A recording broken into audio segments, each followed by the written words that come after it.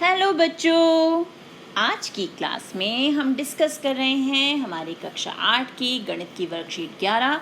दिनांक है 3 नवंबर 2020 और टॉपिक है दोनों ही पक्षों में चर वाले रैखिक समीकरण का हल। तो लास्ट वीडियो में हमने क्या देखा था? हमने देखा था उन रैखिक समीकरणों को हल करना जिनके एक पक्ष में हमारे पास चर होता है। तो आज हम देखेंगे कि अगर दोनों ही पक्षों में चर हो तो उसे कैसे हल करते हैं। फॉर एग्जाम्पल हमें दे रखा है 3x - 4 बराबर 2x - 5। तो हमने क्या ध्यान रखना है? हमें ये ध्यान रखना है कि जो हमारा बायां पक्ष है यानी लेफ्ट हैंड साइड, वहाँ पे हमें x को रखना है और जो राइट हैंड साइड है यानी दायां पक्ष, वहाँ पर हम नंबर्स को रखेंगे।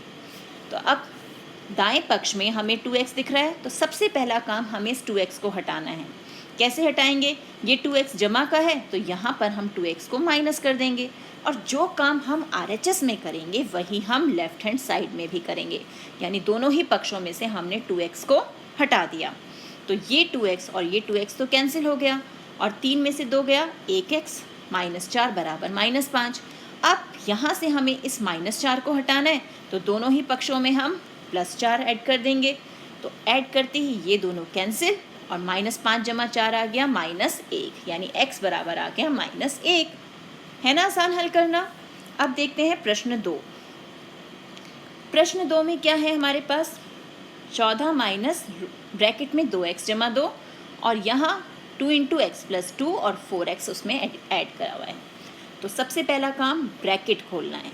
तो हम ब्रैकेट खोल रहे हैं, तो हमने ब्रैकेट खोला जब, तो हमारे पास आया 14 माइनस 2x और माइनस और प्लस, माइनस यानी माइनस का 2 और ये 2x 2 दूनी 4, क्योंकि इससे भी गुणा किया और इससे भी गुणा किया और यहाँ पे 4x पहले से ही है।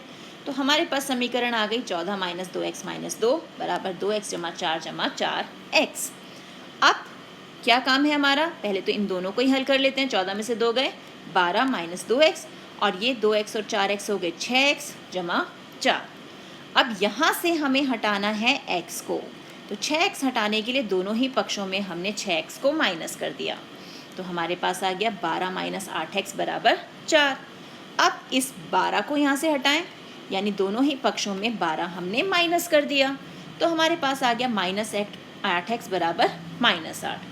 अब हमें यहाँ से इस -8 को भी हटाना है, यानी हम दोनों ही पक्षों को -8 से भाग कर देंगे।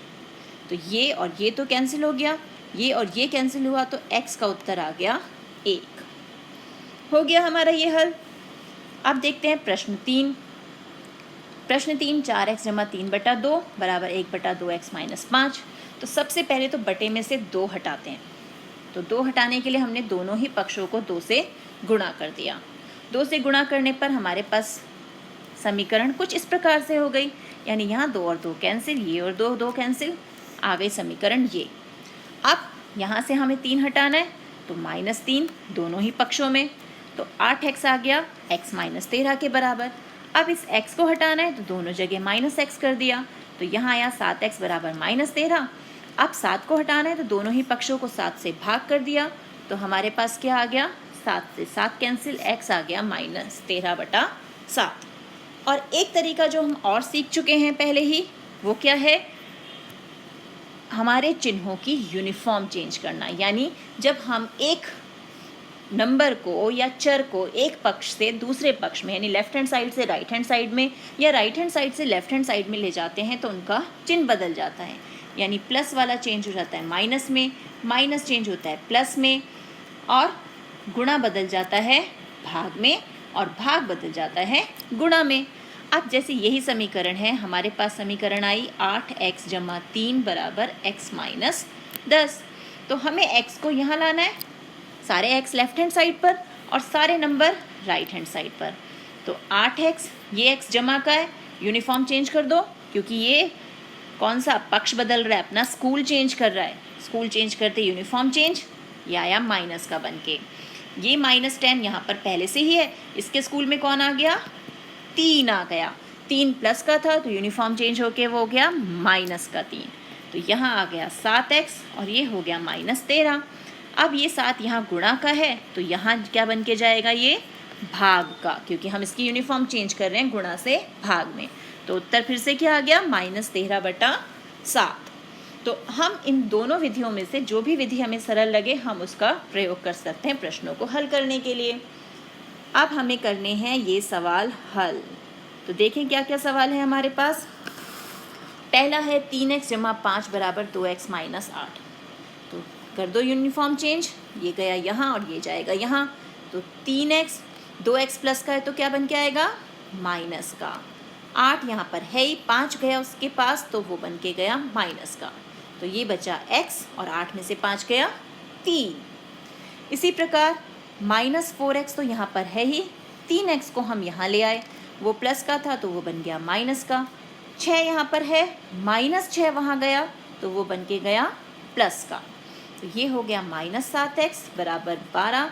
तो x हो गया 12 -7, अब जाएगा भाग में 12 बटा -7। अब है हमारे पास ये सवाल। तो सबसे पहले वही ये x वाली संख्या यहाँ और नंबर हमारा यहाँ।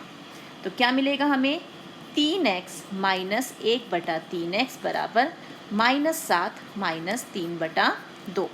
अब ले लेते हैं हम यहाँ पर एलसीएम। तो ये हो गया 9x माइनस x और यहाँ भी एलसीएम लिया तो -14 माइनस 3। तो हमें यहाँ मिला 8x बटा 3 बराबर -17 बटा 2।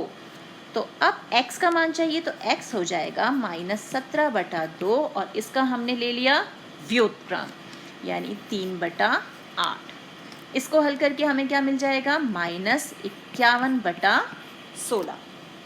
हो गया ये हल। अब देखते हैं प्रश्न 4। अब प्रश्न 4 में हमें क्या समीकरण दी हुई है। पहले तो इस समीकरण का ब्रैकेट खोलना है, यानी 2x 3x से गुणा हुआ तो -3x और -3 -2 से गुणा हुआ तो प्लस का 6 बराबर -4x जमा 4। 2x माइनस 3x हो गया -x प्लस 6 बराबर 4x जमा 4। अब ये 4x यहाँ और 6 यहाँ, तो -x माइनस 4x बराबर 4 माइनस 6। तो हमारे पास क्या मिल गया हमें। तो ये -4x था ना, तो ये यहाँ पर प्लस का बनकर आएगा। तो ये बन गया 3x बराबर माइनस का 2 और x हो जाएगा ये 3 गया बटे में यानी 2 बटा 3। तो -2 बटा 3 हमारा उत्तर आ गया। इसी प्रकार के और प्रश्नों का अभ्यास कीजिए अपनी एनसीईआरटी बुक से। मिलते हैं एक और वीडियो में, तब तक keep practising and enjoy math.